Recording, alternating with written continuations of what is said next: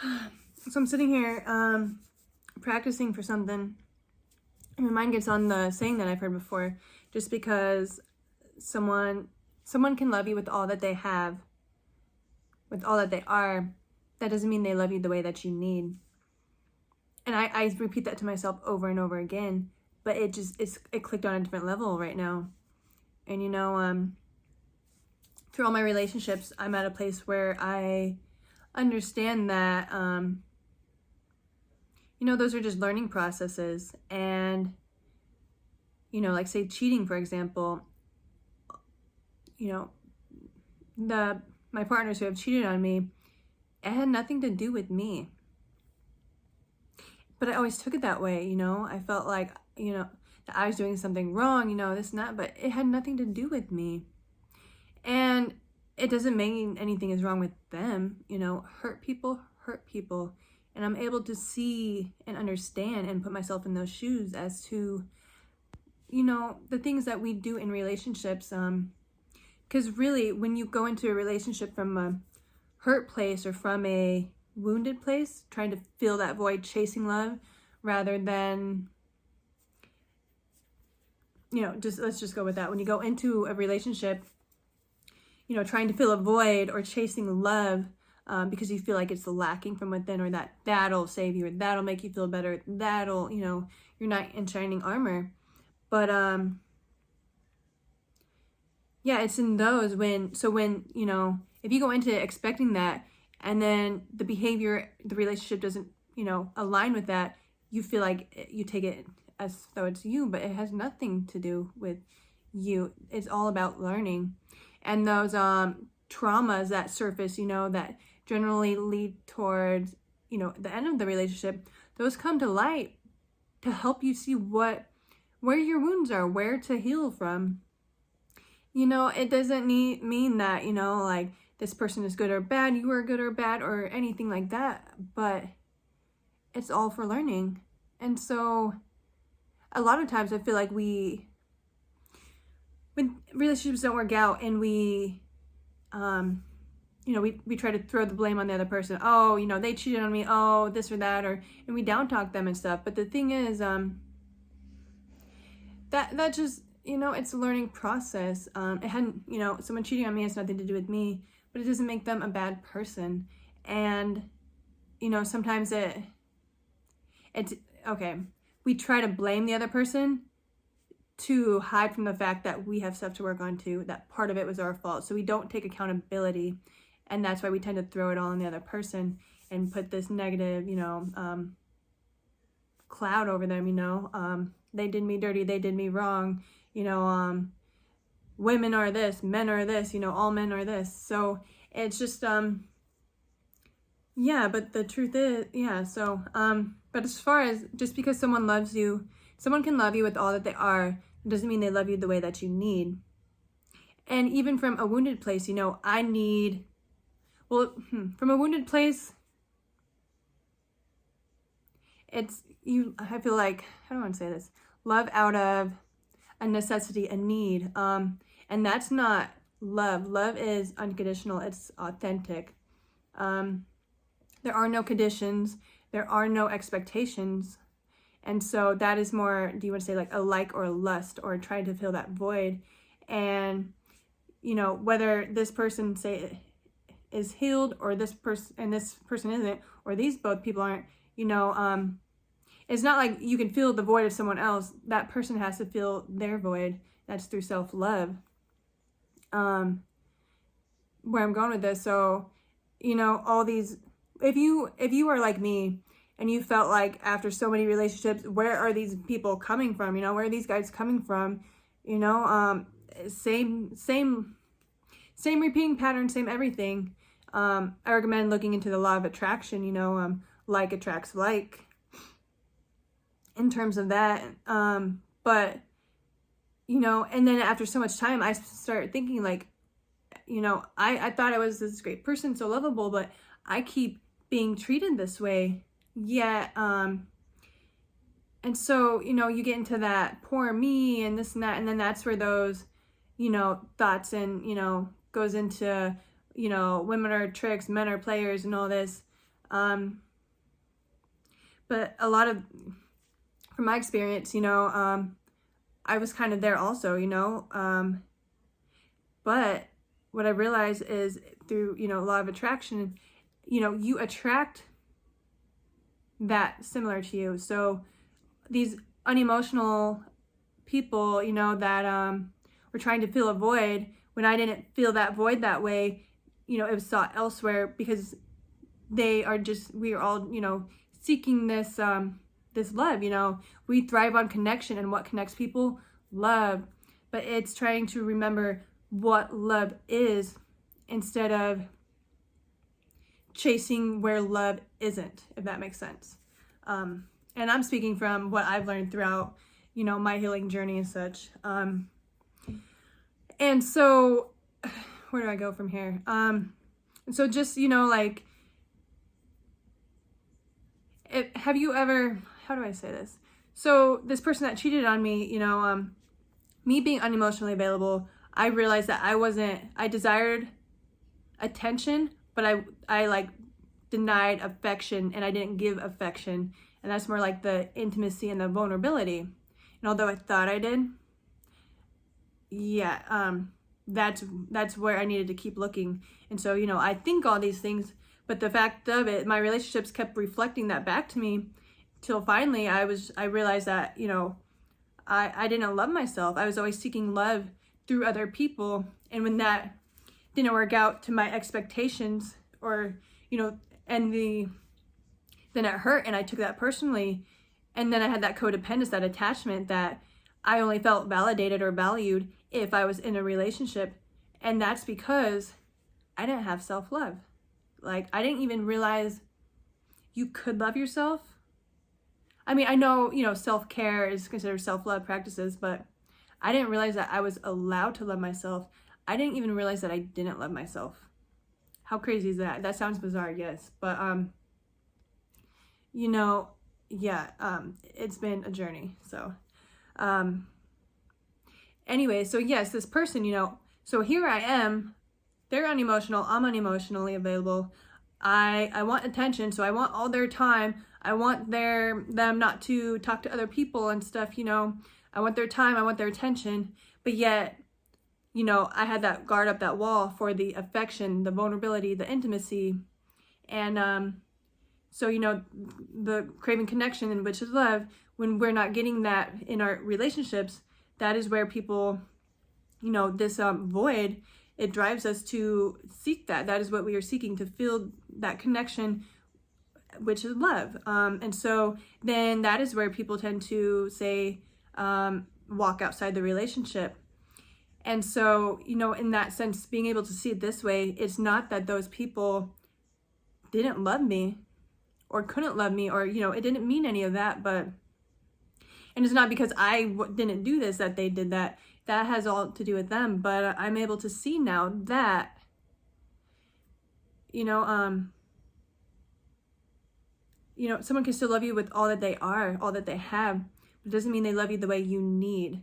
And so I feel like I've explained that, or danced around it. So, and the way that we need is unconditionally, authentically. And the way that we need is, from within to start with. So authentic, unconditional love, I just posted a TikTok that talked about, like, I see you. It's, like, and I'm going to relate to this again, the, example of when you like versus love something. If you like a flower, you pick it. It's pretty. You want to keep it. You want to make it yours because it's pretty, so I want it to be mine. When you love a flower, you water it. You nurture it. You watch it grow. You want it to thrive. You want it to be its best. That's authentically loving something. That is unconditional love, because you love it for what it is. Therefore, you want to help it be the best it can be. Where I like it. I want it to be mine. And what happens when you pick a flower? It dies. Because it's no longer connected to that, which, and so in terms of, the love that we need, a lot of relationships, if you'll think of, that attachment or, you know, attachment to an outcome, attachment to an expectation. And when we're talking about authentic and unconditional love, it's just loving something, loving someone, loving, you know, for what it is. Like the thing I just spoke about in my TikTok. I was cuddling with my dog and hugging him, and lately I've been big on context of words, because words, you know, carry great meanings, you know, whatever energy, whatever meaning you give to the energy behind a word. So when you use those words, you are kind of attaching, you are kind of in connecting with that energy as well. And a word that has really been like sticking in my head lately is when I say, oh, my Zeus, my dog's name is Zeus. Oh, my Zeus, my dog. Oh, you know, my baby, my boy. And then it like rings this bell of like, mine, mine, mine, mine.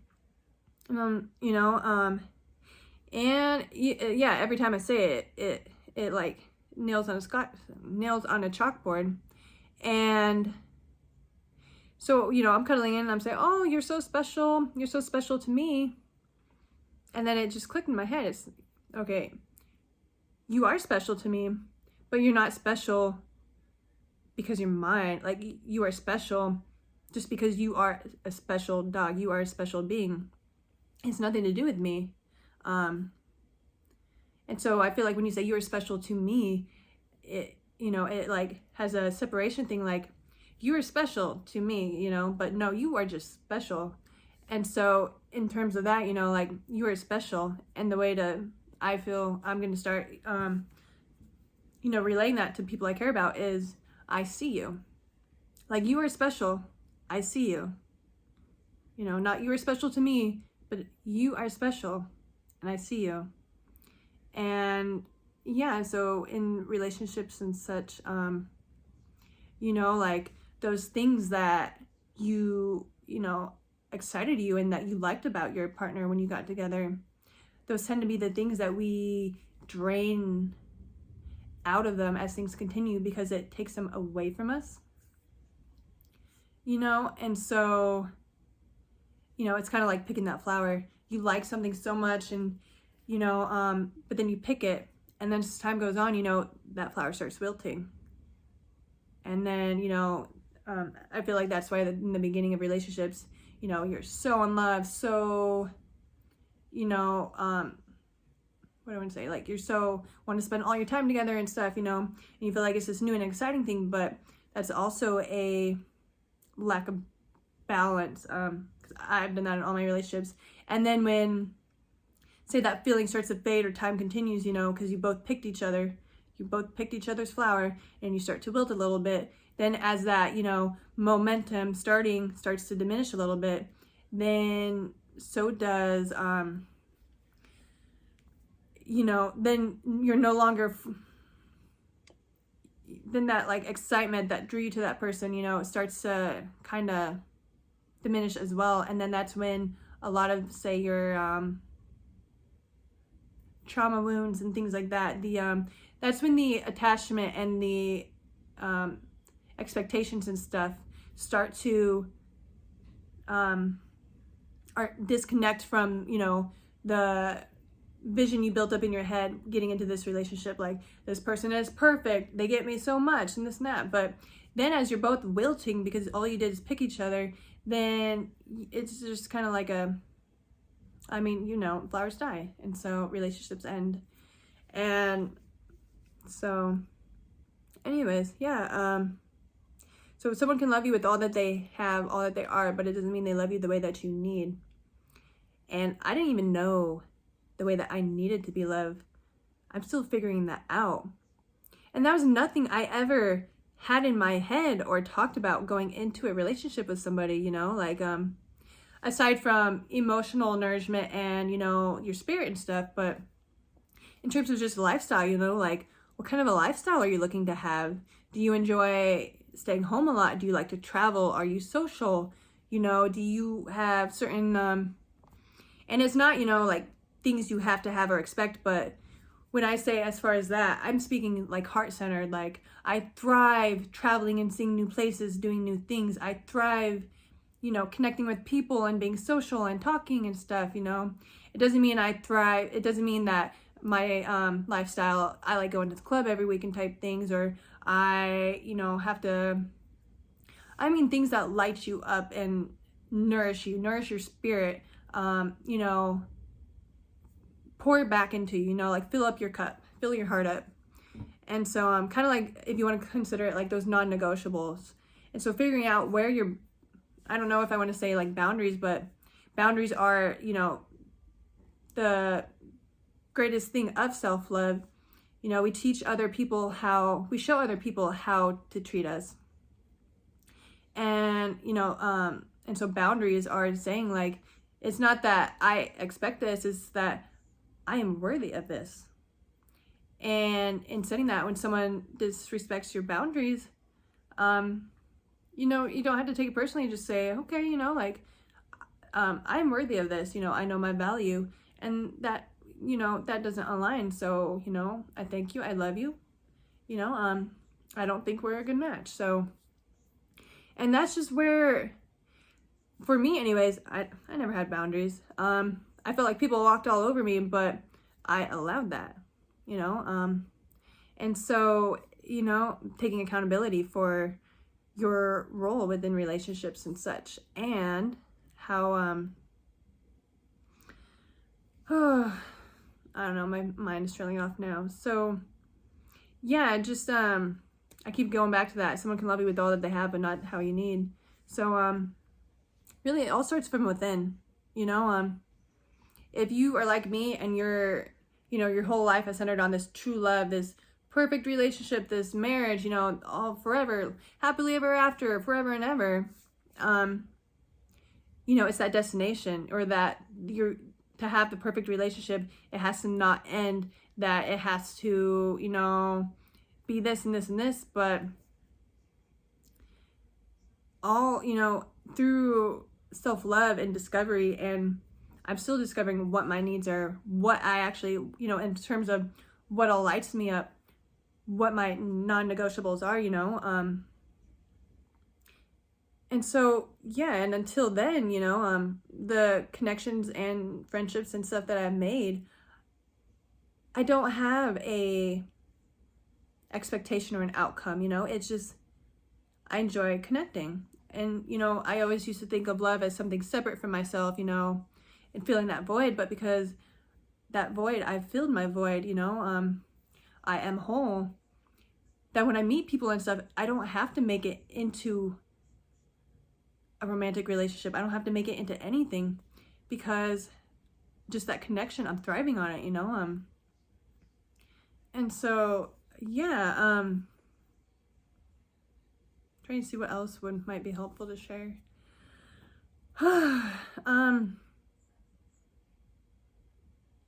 Yeah, the best way to, if something, you know, yeah, just start by choosing yourself.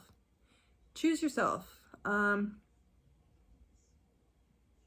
a big thing for me, as far as the self-love and things, there was a part of me, and, you know, it was subconscious, and that's why through all these relationships, I was always, you know, never taking inventory of myself. I was always, you know, what's it called? I always want to say goatscape. Anyways, yeah, always like putting it off on the other person, you know, because I could do no wrong, because I didn't see myself. I didn't understand that. But it was through doing work and actually like allowing myself and giving my permission to go deep within and to explore myself and ask myself these questions and stuff, where things started coming to light. And as I continue to do that and keep diving, more and more and more has been coming. And it's been a journey. It has not always been beautiful, but, you know, it has always been beautiful, but it hasn't always been easy, I should say. And it hasn't always been pleasant. Like, healing is a thing all its own, but it's the best thing I've ever done. Best thing I've ever done. So, and never-ending process also. So, like I said, we're always learning, we're always growing. So yeah, choose yourself, and see that, yeah, if you aren't even sure what it is you need, and not just need as in to have your void filled, but as need as far as what lights you up, what feeds your spirit, you know, what fills your cup, then it's kind of like those things. If you jump into relationships and you don't even know that for yourself, then it's kind of like, how can you expect to be fulfilled? How can you expect to, you know, have that authentic connection if, yeah, so, you know, anyways, I love you. Have a great day. Yeah, think on this. Comment, let me know what you guys think. I'd love to hear from you. And you can always message me if, you know, anything clicked or is sticking with you and you have some questions. You know, yeah, I'm all about connecting, so I'd love to hear from you guys. Have a great day.